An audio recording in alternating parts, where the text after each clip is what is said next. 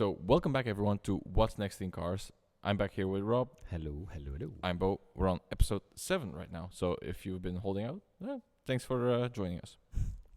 First off, we have a lot of news this week. That's good. That's good. I'll dive into that. We have the rumors that It's not officially confirmed. It's not officially confirmed, but it's a known thing in the industry right now. All right. It's the electric 2 series. It's the smallest one that's going to be there. It's going to be called the i2, but it's not going to be a coupe. It's not going to be a grand coupe. It's going to be a sedan. A sedan? Yeah. And it's going to be for Europe, or it's... Yeah. All right. Yeah, European market. Yeah, because they're going to build on the Neue Klasse platform like they are doing with Really? the i3, the iX3. So it's going to be a small Neue Klasse. Yeah. Kind of Yeah, car, it's going to be the entry-level electric car from, basically a little bit like the CLA Yeah. Okay, makes sense. from Mercedes. This is going to be, I don't know why they're not calling it a 1 series. So design-wise, it's going to be completely different than Yeah. the 2 series we know actually. Yep. It's going to be a completely different car. Yeah, it's a completely different car. All right. And it's also a good thing to say because this is not going to replace the gas-powered 2 Series Coupe. It's gonna keep running. It's gonna stay in production. Not that they don't know yet. Okay. It might also get a new gas-powered version, but it'll be a different platform. So it's they're going to weird. They're going to have 2 completely separate. Because now it's on the platform of 1 series or whatever. So No, the No? 2 Series Coupe is on a short and 3 Series platform right now. Okay. Yeah, which is why it's so good. True. Yeah. It's fun to drive. It's a good car. If you have a 3 Series, which Yeah, is it's a already a good great car to drive, you shorten it just a little bit, and then magic happens. All right. No, Cool. but it will be rear-wheel drive and all-wheel drive. So Rear-wheel drive based. rear-wheel drive based. No way. Yeah, should still be good. I still don't know why they don't call it 1 Series because just in my head, 2 Series is the coupe. Because It makes sense. Yeah, with their number system, a 2 series should be a 2-door car. Yeah. So okay. Yeah. And when is it gonna be there? Or well, when is it was initially planned 2028. Oh, it's far away. Okay. Now we're hearing 2030. Really? Yeah, it's going to be really far away. And timelines could still change. Yeah, exactly. No, but first it's the iX3 has to be revealed, then the i3, and I think there's another. iX3 is end of this year, I think. Yeah, correct. And then the So- i3 should be early next year. Then the electric M3 is going to come as well. And True. with the electric M3, they've also released a little bit. This is more to the side, but I just heard this today that with the petrol M3, they're still going to bring out an ICE M3 as well. And they're gonna run next to each other. Yeah, they're going to run next to each other. Same design, just different. I don't know if they're going to be completely the same, but I don't like that. B- It sounds messed up already. but BMW was like teasing us it's going to be like a totally new 6-cylinder with new technology and everything. It's going to be mind blowing. Okay. So and it may be messy, but I do really like that they will run separate. They will run side by side. So you'll have like an electric one, which is supposed to be like crazy in numbers. It'll have the Neue Klasse with the cylindrical battery cells with better range and less charging time. So should be a really interesting car. All right. Yeah. Especially with their emotional control unit that they're patenting. Exactly. Yeah. Okay. I'm curious to see, but I don't know what to think about it for now. Yeah, we'll have to wait and see what it brings. But this is cool. Yep. I'm really curious about this Neue Klasse thing. I really have no idea what to think about it for now. Yeah, because the Vision cars, I wasn't the biggest fan. I'm quite a fan of the Vision D. Yeah. Because it's quite funky. And it has there's a few parts that I would say. Yeah, but there are a few classic lines. Yeah. Coming back into the design, which is good, but as a whole, I'm really not convinced yet. Yeah, we'll have to wait and see. Yeah, indeed. Yeah, but we'll see with the brand new iX3 end of this year. Yeah, what really looking language forward to it. Will be. So like from spy shots, I think it's going to have a very small kidney. Yeah.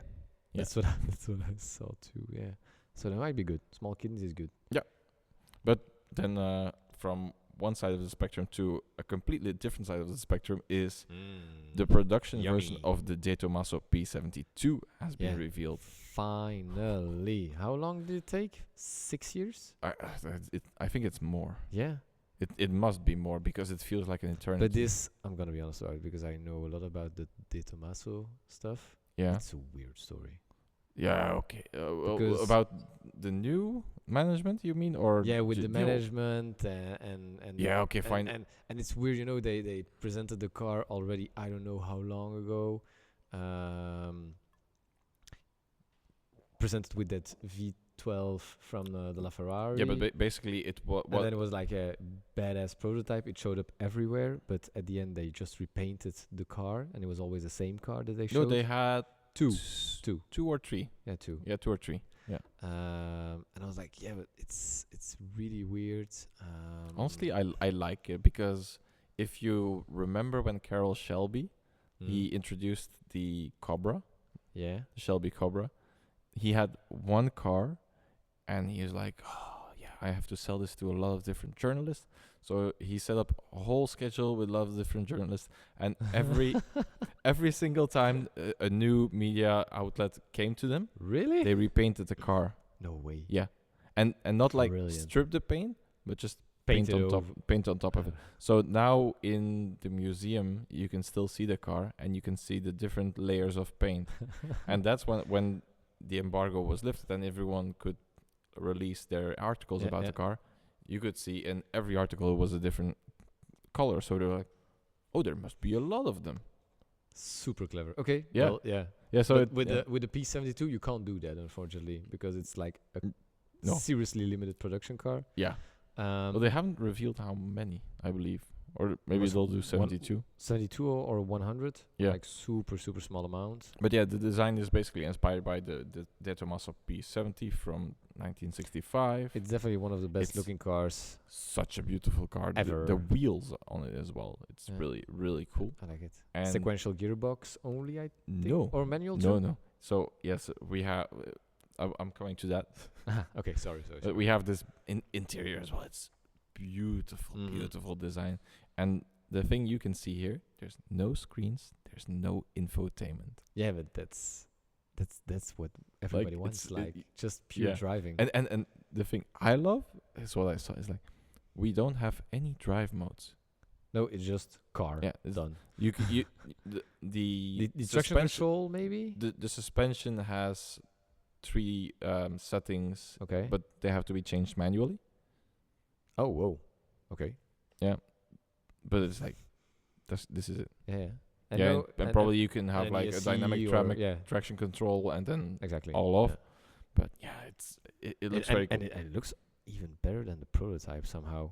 Well, yeah, from the design it hasn't changed much, but I do think from the exterior, on the screen, sorry, but on the exterior it's a bit different. Like there's an extra lip on the back of the car. Yeah. Front bumper has a bit changed, but I like it. I like it. So, and I saw it in real life a few times. I don't know. Yeah, it's which one I saw the most. We've seen it.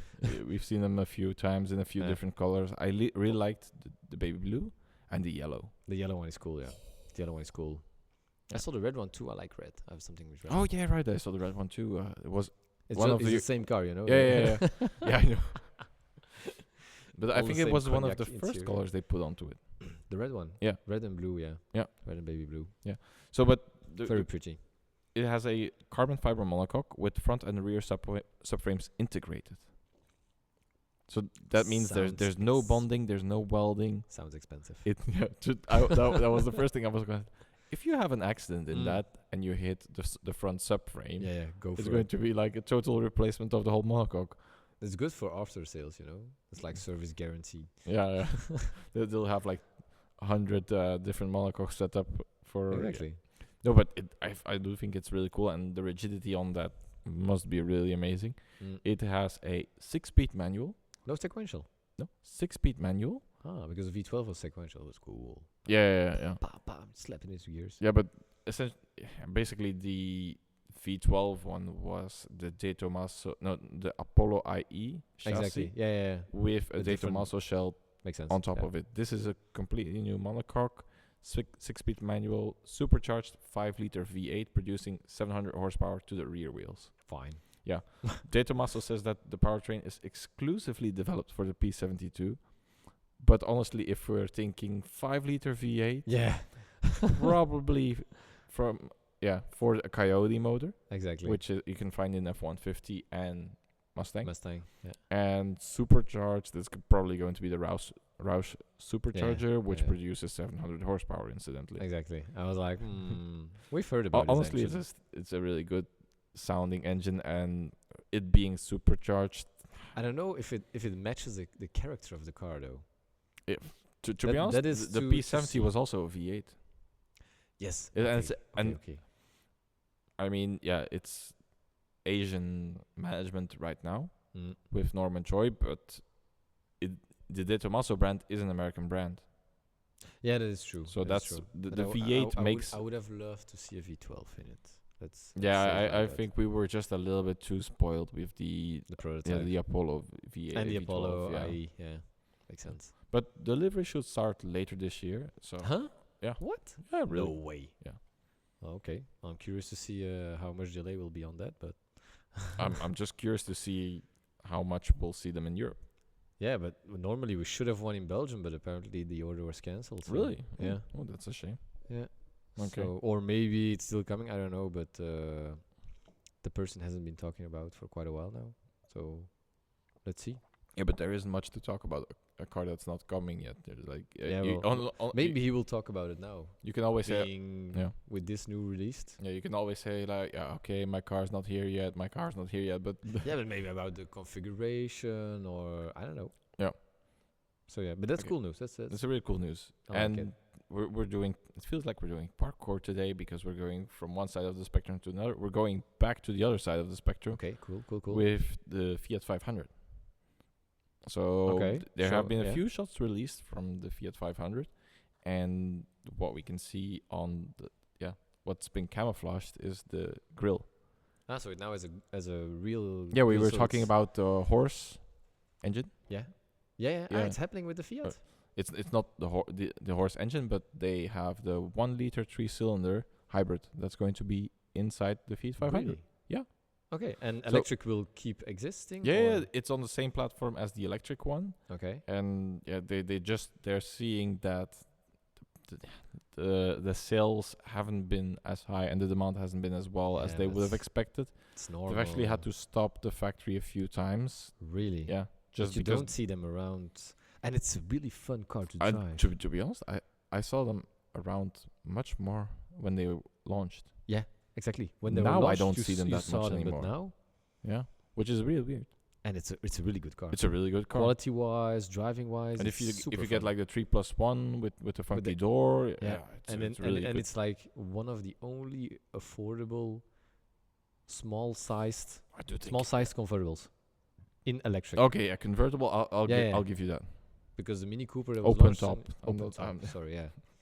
But the Mini Cooper was launched, and how much was that Cooper SE convertible? Yeah, it was a limited run. Yeah, sure, but I know.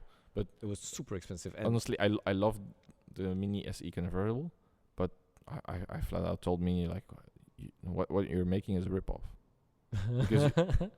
because the production cost of it is zero. The price, it was priced at 20,000 more than a 300 horsepower GP. That doesn't make any sense. Within the same year.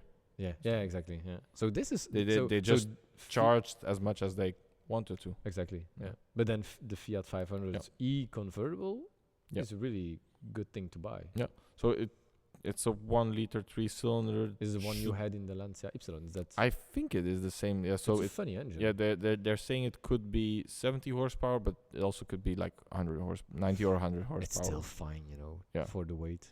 Yeah, and they just want to keep costs down. And with keeping costs down inside the interior... Oh my God! Is that a sporty shifter? Yes. It has and it's really cool. What is it, a 6-speed? It's a 6-speed manual. Okay. Nice. And it has this really cue ball shifter look. Okay. It's really cool. The name, it will be the 500 Torino. Okay. Well, it looks kind of the same besides the shifty thing. Yeah. The screen is the same, steering wheel is the same. Yeah, maybe The instrument cluster will be a little bit different because it seems covered off. But but besides honestly, and those are official pictures from Fiat. Yeah. Wow. Yeah. Because I don't think you can have these good pictures from inside the factory. Yeah, it's true. I'm just checking. No, really cool. Really cool. So we're gonna have epic rentals again soon. Don't be gentle. Yeah, that's really cool. It's going to be really, really cool, I believe. But honestly, I always loved the design of the new Fiat 500 is still really good. It's a good looking car. Yeah, and honestly, you know what my favorite feature in the design of the new 500 is?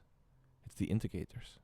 They're this floating fin on the side. Yeah, they're so cool. Yeah, and it's like the small details, in the door handles when you see like the city of. The city of Turin. Yeah, exactly. Turin or Milan. I think it's probably Turin. Yeah, it's Turin because it's there. It's the HQ. Yeah, and the original Fiat 500 was built in Turin. Okay, because I went to the factory there. That is Turin. You should know. Yeah. Sorry. You should know. I went to the Heritage Shop once. If you're in Turin, visit the Heritage Shop. It's such a crazy thing. They have, going a little bit off topic now, but they have like even unreleased cars there. Ooh, you can see everything. Yeah, wow. They have a 4C Quadrifoglio. I didn't know it existed until I was there, and they're like, "Oh yeah, we were developing this, but then we thought a Quadrifoglio will be too extreme for a 4C, and we never even presented it, but we just put it in the museum." I'm like, what? Why did no one ever talk about this? Okay, but Fiat 500 Torino. So it's gonna be, and because it's already being built. Yeah, I think they're doing final verification, so probably end of this year, mid this year. I want to drive it. Yeah, that's gonna be fun car. A really cool car. Mm-hmm. Next up, and we're jumping again to the other side of the spectrum because, well, it's not essentially the new car, but we have a new feature. Apple CarPlay Ultra has finally launched. If you don't remember, it's the upgrade for normal Apple CarPlay, but they've launched it together with Aston Martin as a launch partner. I think it's super cool. It's super cool. You have all the customization within Apple CarPlay of not only your infotainment, but your instrument cluster as well. Everything climate you can also control within Apple CarPlay. So what it means is that everything the car does, you don't have to go back out of Apple CarPlay to access those features. It's really cool. What I do wonder, and I'm really curious about, is would this be if you have like the speed and the assist, will it also be in Apple CarPlay, or will you still have to get out if you want to turn off lane change assist and everything? All those things. Yeah. All driving aid stuff, I think you will have to get out of the Apple CarPlay. I hope it's included, but we'll have to see. It's really advanced tech, to be honest. It's really cool because Aston Martin has said, all the cars that are now being built, they will be fitted and they will be able to. Really? Yeah, they will run. They will be able to run. And they are already able to run, or there needs to be like a software update. I think everyone that leaves the factory now is going to have it. Okay. And if you're like, damn, I just bought an Aston Martin exactly. last week, like one of our friends did. Exactly. Yeah. If you have a 2025 model year, you can go back to the dealer and you can have them do the update. Okay, because I think it's a really big step into the. He'll love it, and I think he will. He will love it. Yeah. He's like, oh my god, technology. Well, I already sent him the thing. I was like, have you tried this? And he didn't answer. So I was like, he probably didn't know. Today is the launch actually. Yeah, so today. Yeah, I saw it and was like, okay, we need to get this in because it's super cool. It looks super cool.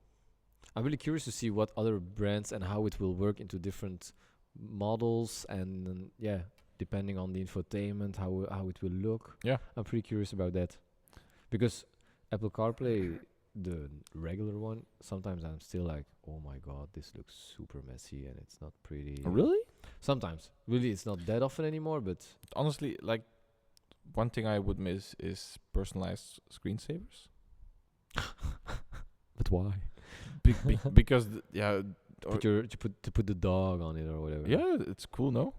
It's gimmick. It's useless. Yeah, okay, but just if we're talking about design, you're very restrictive in like have these flowing lines, whatever. Which, I think it's fine, but it's not very exciting. That's true. And it gives a bit of personal touch to your own car as well. Yeah, because it's and with this as well, you have all this customization. Then why wouldn't you be able to? Or what I would really think would be cool is if you could like design your own instrument cluster. Yeah, but that's too much, I think. Or have people, and then you can have apps with your with instrument clusters you can set up. Yeah, maybe. Yeah, but for so example, you can have like the instrument cluster from a Reventon or whatever in your little Fiat 500. Yeah, maybe. If you're a good developer, why not? You can try. Yeah, but I don't know. I do think it'll be too restrictive to do that, but probably. Yeah. But very cool feature. I like it. Yeah, very cool. Then next up is a car you spotted because I did not see this one. Yeah, how epic cool is that? Yeah. So it says like some package on the Bronco. Yeah. And it's designed if you own a beach house or whatever, and you have, I don't know, 8 or 10 cars, and you're like, I want a car for the beach. Then this might be a cool one. Yeah, it's called the Coastal package, right? Coastal package. Yeah, Yeah. exactly. It looks super retro in that it color. It completely reminded me of like a Jeep Wrangler, to be honest. Honestly, it gives me like 80s. And like Jurassic Park vibes. I don't know why. Maybe the colors. That's funny. But yeah, it's a car where you can just remove anything. Well, yeah. Show it to the people. Yeah, but show it to the people. I mean, with the doors, you could already do on the Bronco. Yeah, but now it's like everything.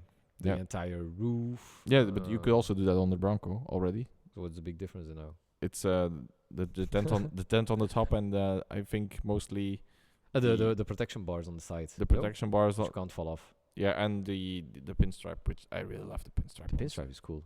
Yeah, it's like this piece. Yeah, and the tent is also quite cool. Yeah, because at the beach you can get sunburned quite quickly. you can especially. I can especially, yes. I'm a professional at that. He can be as red as the Ferrari you have in front of us. So true. But yeah, it's really cool. It's a really cool car. If you own a house near the beach, or even whatever, I think town, it looks super retro, super funky, and I love that manufacturers are leaning into it. I don't know if it's gonna be for European markets also. Probably not because of safety stuff. We do have. Well, the thing is, you'll probably still have. You'll still get the doors with this car. Yeah, and everything exactly. It's like a Wrangler. But I know if it will be homologated for. I think it has, because the big difference between this and the Wrangler is the Wrangler has the mirrors on the doors, and here the car doesn't. And the big thing is why you can't drive a Wrangler without the front doors in Europe. It's because of the mirrors. Okay. But yeah, this will be cool. And I have a friend back in the US. She had a Wrangler for years, and whenever it became sunny, she just took the front doors off. Epic, right? And then could stick her leg out of the car, just hanging in the wind. It's super cool. Yeah. But yeah, it's a nice car. Yeah, it's a really nice car. All right, next one. Show me. There has been a lot of talk on the internet, and I feel like it's been a lot of screaming about nothing. Okay. But a report came out that the new Mercedes CLA that's coming out will not be fitted with a 400-volt DC fast charger. That's annoying. So yeah, you can only do DC fast charging on 800-volt chargers. Okay. Which everyone's like, oh my god, it's going to have a major disadvantage and this and that. And I wanted to talk about it before, but then I was like, I'll just do some research first and everything. And honestly, it's not too big of a deal. Ah, really? Firstly, the report came out from the US. And because there they don't have a lot of 800-volt infrastructure charging.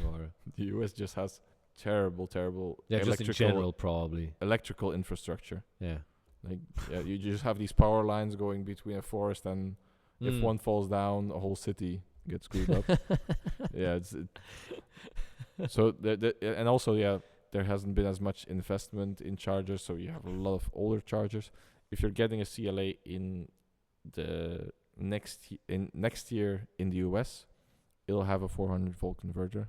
Oh, fitted to it. really? Not for the European market. Yeah, but here it's fine. Because, especially, I talked this morning with Mercedes PR, like half an hour about it. Okay. And he says, like, everyone is just making it a big deal, and it's not. Because okay. if you don't know too much about the 400 and 800 volt chargers, if you're going for 800 volt chargers, that means everything above 200 kilowatts. Mm-hmm. And the CLA is able to do 320 kilowatts at peak. So you'll always want to have the fastest charger when you're charging. The CLA will only have 800 volt chargers on its onboard charging map. Okay. So it will never direct you to a charger that you cannot charge to. Okay. So and no biggie, and he said even if you were going to come to a 400 volt charger and it would never be able to do 320. It'll most likely top at 150 and on average stay at about 100 kilowatts. And you're like, then what's the point? What's the big deal of? Yeah. Okay. And also he told me he could not give me the map, but he could give me the figures. Last year in Belgium, we had 608 volt chargers in June. Now, as of last month, we have 1100. Whoa! So it's almost doubled in almost not even a year. And it's going to be the same throughout the rest of Europe. Indeed, yeah. And he also said, and this I really like, is he heard talks from competitors like trying to scare people. Really? Yeah, no they were way. like, oh but this car is going to not have a 400 volt converter on board. And I told him like, but then your competitors are worried. Yeah, exactly. So you just dropped something and they're worried. It was like, yeah, that's right. So not too big of a deal. If you're looking into a CLA, I think it's a really good car. Or we haven't driven it yet, but it looks good. The specs are on paper. It should be really good. It should be good. Yeah. Okay. Yeah, good. Okay. So that's done. Next, I have a funny intermezzo. Okay. I have a question for you. So I went to a press launch on Monday. Okay. Flew to the airport. Cannot disclose anything about the car yet until the embargo lifts. People will get excited. Yeah. Sorry. But I was parking at the airport, and there was this really convenient place, and I was like, which one is more ugly? Because currently I'm driving the new BMW X3 M50, which will drop a review in the upcoming month, hopefully. But I was like, I parked it next to an XM, and I was, To be honest, an XM still wins for me. I'm not sure. It's like for me it starts becoming really hard, especially on the front. Especially on the front. The front is the issue because the X3, honestly, from the back, I'm like, I like it. From the back, it's okay. And rear 3/4 is okay. It's still okay. The front quarter is not, and especially the front pure front is just hideous. Pure. If you just see the picture on the left with the fronts next to each other, you're like, you won't. Yeah. Oh my god, it doesn't make you happy. The XM looks nice actually. And it's really in the headlights too, It's really in the headlights. It's not only in the headlights, it's the grille as well, because it has these fake vertical slats, and it's it looks like an electric car, which it looks a bit weird for having a 390 horsepower 6-cylinder. And then the grills on the side, the headlights are too high up. There's too much mass as well there. Yeah, the split headlights on the XM don't look terrible. They don't look but they don't look terrible because that's next to it. Yeah. I do like the color of the X3. What's it called? It's like Aventurine Rood? Probably, yeah. I haven't it's a good color, I think. It's a good color, and that and the drivetrain and that split front bumper, it looks horrible, man. Yeah, I know. So I was going to say like that and the powertrain is the best things about the car, because I'll talk further about it in the review. I really like how the car drives and the engine. I'm curious about the review. really curious. But yeah, We've had some rant. I have some personal rant messages about it, so yeah, really not convinced. yeah, yeah. Okay, I'll Next move on. one. We'll do a poll on Spotify, and maybe we'll do one on Instagram as well for the viewers. Yeah, XM or X3 M50i. Yeah, what do you think is better looking or worse looking? Yeah, the less bad one of the two. Okay, so the best looking. Which one is the best looking? Yeah, the least worst. The least worst, least ugly. Okay, let's go for it. Okay, so yeah, we've been off the air for a week. Was really difficult to find a spot to do the podcast, but I just wanted to touch back onto F1 from Miami from 2 weeks ago. Sure, go for it. Oh, I think it was a cool race. McLaren really smashed it. That was it was a good race. I was like, oh my god.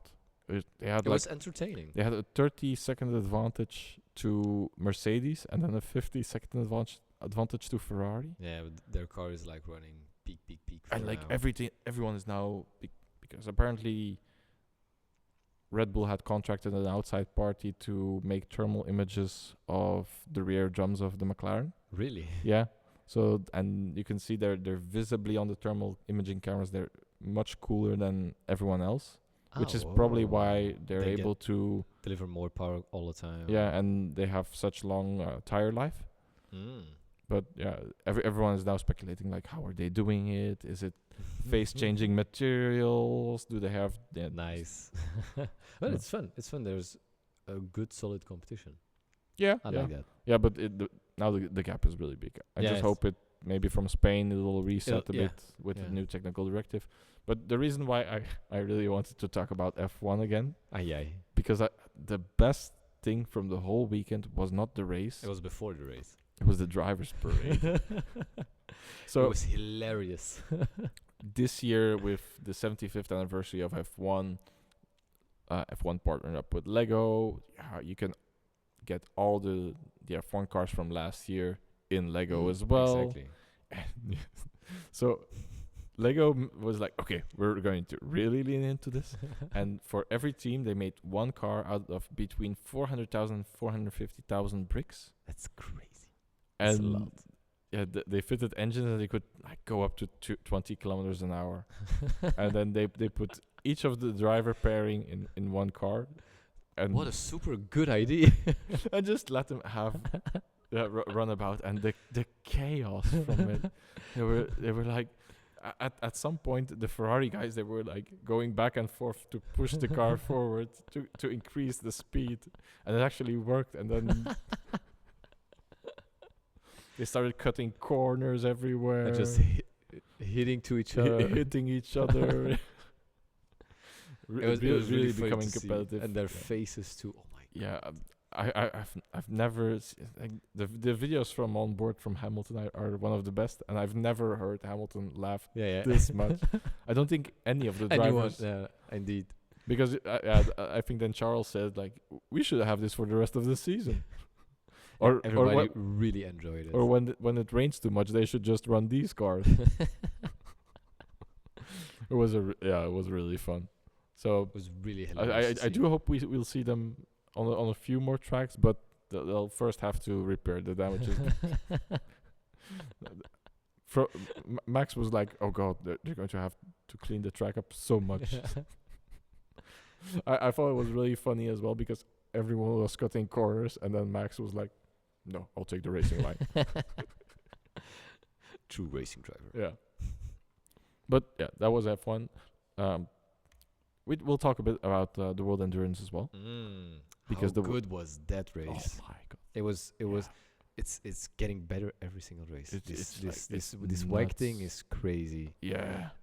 Almost 90,000 spectators, I think. No, almost 100. 100? They had 98 or 98. 98,000 spectators. Really a lot.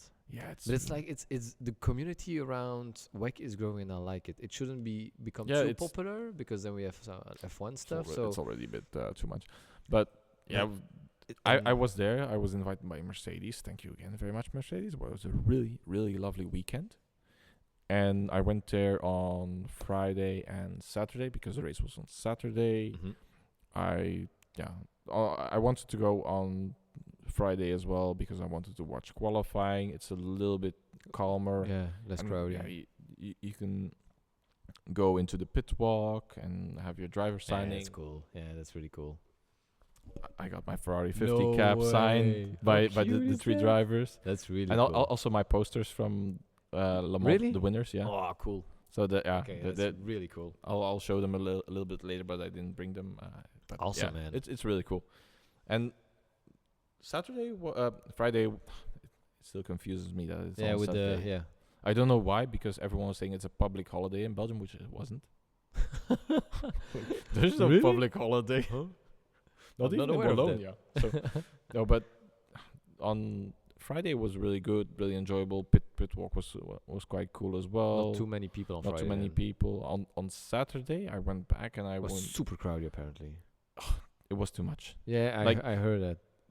They really, yeah.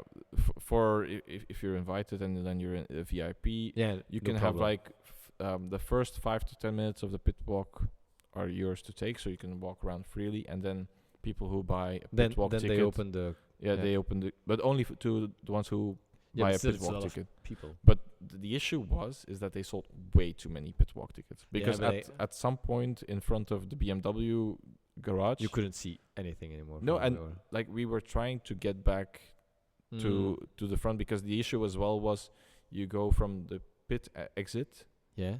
and Yeah, you yeah. have to walk all the way, and you cannot leave from like the pit entry. Yeah. Ah, So really? yeah, so everyone is you moving. really had to. Everyone is moving back because they want to see all the Every- teams and yeah. this and that. And then when you want to leave, you have to go through all the people again. And at the BMW garage where you have Valentino Rossi, Forget it. Yeah. it just, but you wanted to move forward But you and you just couldn't. And there were people who wanted to go further and you just and couldn't. And at some point, I And just that started. space is not that big at Spa. I just so- started pushing people away, and you Mm. saw people starting to like Yeah, call the officials like, guys, you have to do something because it's Exactly. not safe.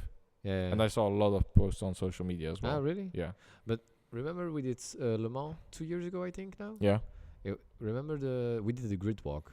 Yeah, we did the grid walk, It but was too much already for me. yeah, but you can still like You move, could move get into away. Yeah. Yeah. But still, I did the grid walk as well here, which is really cool.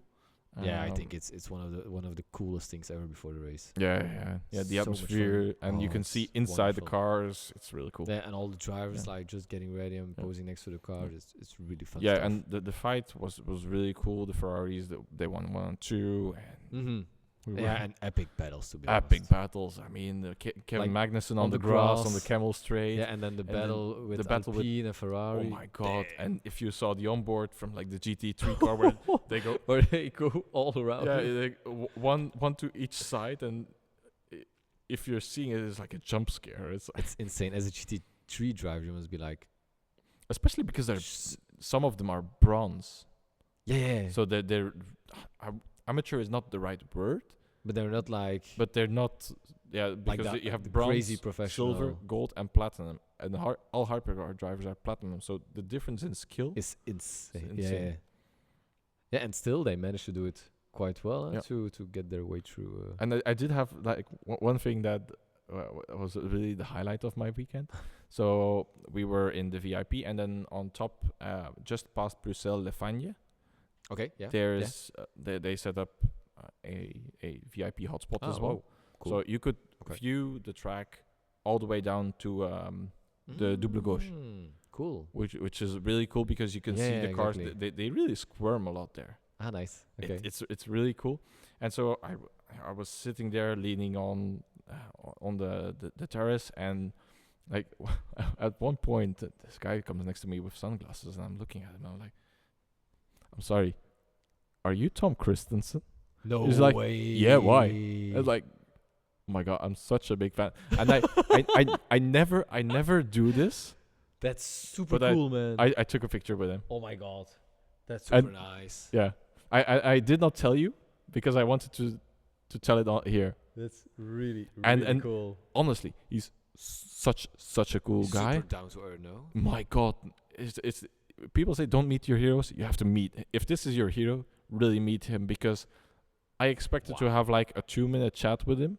Mm. And at one point, I just asked him, I told him, super big fan of what you did. I watched you on TV as I was a small kid. And then I thought the conversation would die. And he was just like, he really got the conversation back going again. Super nice. And we talked for 10-15 minutes. Wow. That was okay, that's really cool. It's such a cool guy. And I'm smiling thinking about it again as well. That's real fun. Wow. And he was invited by or just I think he's just like a standard guest. From what he was wearing, I think he's invited by Rolex. Okay. But I think he just has to show up and people will let him in. If you don't know Tom Christensen, oof. Yeah. His nickname is Mr. Le Mans because he won 9 times Le Mans, which is way more than any other driver has ever managed in 18 years. That's crazy. But he outright, I think he started in the 90s and then he kept going until 2013, I believe.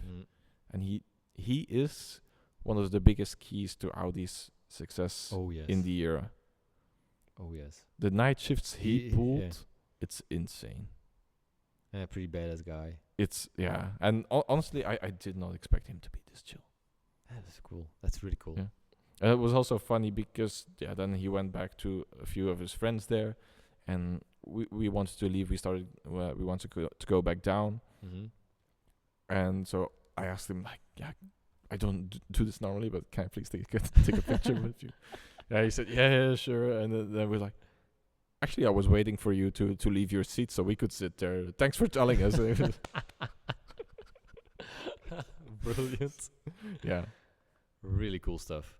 Okay, so that was a memorable weekend. Yeah, it was such a cool weekend. Oh my god. Really nice. If you're not into the WEC yet, just watch the race highlights or something. Or if you watch the highlights if you want.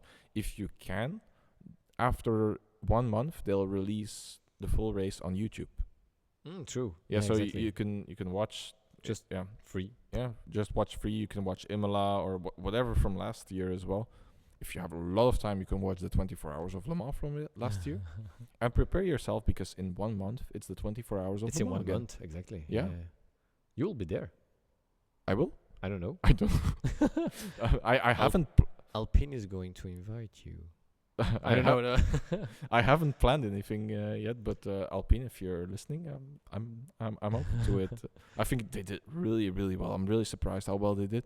I did expect the car is really performing well. Yeah, and I did expect them to be good on the high speed, but I didn't expect them to be this good in tires. Yeah, and because they could really stick onto them. Exactly. So yeah, it's gonna be a very interesting. And I really like the Alpine. I think it's a pretty car too. Out of all of the LMDH cars, I think it's the coolest car. Ah, really? Looks wise, yeah. Yeah, it looks really good with the split headlights. With the headlights. If you go back, with the headlights there, and it has the Alpine logo as well inside. Exactly. Design-wise, it's very well. And oh my god, the sound of the Valkyrie. Is that insane? I think it was a little bit muffled this weekend. But imagine just you need to drive that for 24 hours. Yeah, but I think the same about the Ferrari. Like imagine having to drive that because we were on top of Le Fagne. Okay. So you're really high up compared to I think it's about 20 to 30 meters. Okay. Up, something like that. Yeah. Yeah, it's if you're going from Bruxelles to the next corner, it's a really big drop. It's a big drop. Yeah. The inside of the track it stays level. So it's about 20-30 meters. Something like that, yeah. When the Ferrari hit the brakes for the left turn corner, you could hear the regeneration on the hybrid system. You could hear. Oh my! It was really subtle. Yeah, but it's there. But it's there, and if you ever see the onboards of the 499P, every time it goes above 180, it's like. I think it's a really cool sound, but for 24 hours, no. Yeah. So I talked to Tom Christensen about it, and I was like, "You gotta have really good earplugs," and he says, "Or good radio." Yeah, exactly. Yeah, indeed, yeah. No, yeah. So, yeah, 24 Hours of Le Mans. I think if you haven't been there, or if you haven't been introduced to WEC, this is probably a good time. You don't have to watch the race entirely, no, because it's for.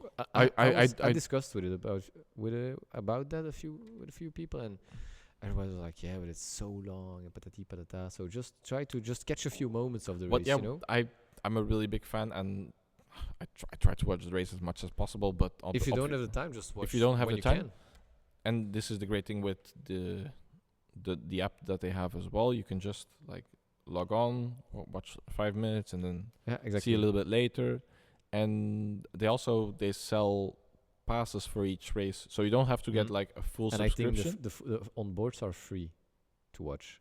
You don't have to get a subscription. Could be, I'm not sure, but I think. Which is also cool. And if you free practice 3 is always free. Ah, okay. Yeah. So you can watch it on YouTube as well live. Ah, perfect. Yeah. So didn't know. If you haven't been to Le Mans in person, it's amazing. Yeah, it's one of the coolest things ever. It's the best race you can watch. It's such. I walked the track last year. Yeah, that's crazy. I don't know why. I did regret it afterwards a little bit, but it was so cool. I regretted it mostly because I've had like 3 showers. Yeah, because of the shitty rain. Completely drenching me. It was super beautiful weather when I started, and then when you're going onto the Mulsanne straight, it like started pouring out, and there's no place to hide. It's just then you have soaking shoes, and you're walking, and it's like, damn, not ideal. It's really far until the first chicane, and then you're like, okay, then I have to walk to the next chicane, and then then you have to go to the Mulsanne corner, and it's like, and then there's another big straight. It's honestly, it's such a long trip by walking. I wanted to do it running, but my knees won't allow it. So you're getting old, man. Yeah, I know. All right, cool. No, I think that's mostly what we've had for the time. Yeah, for now, yeah. But we'll have another podcast coming up soon. Yeah, we really want to hear your input about the X3 and a few other things. If you have the topics, share topics you want us to discuss. Yeah. That's always fun. Give us some input, and then we can make. Yeah, so we can have a chat as well. So we're not just boring you with what we are talking about. If you have things you want us to talk about, we can have a dialogue here. Them, yeah, all right. It's really cool. And with that, we're at the end of the show. Thank you guys for watching or listening. Yep. And hope to see you in the next one. Bye-bye. Right. Cheers. Bye-bye. Bye-bye.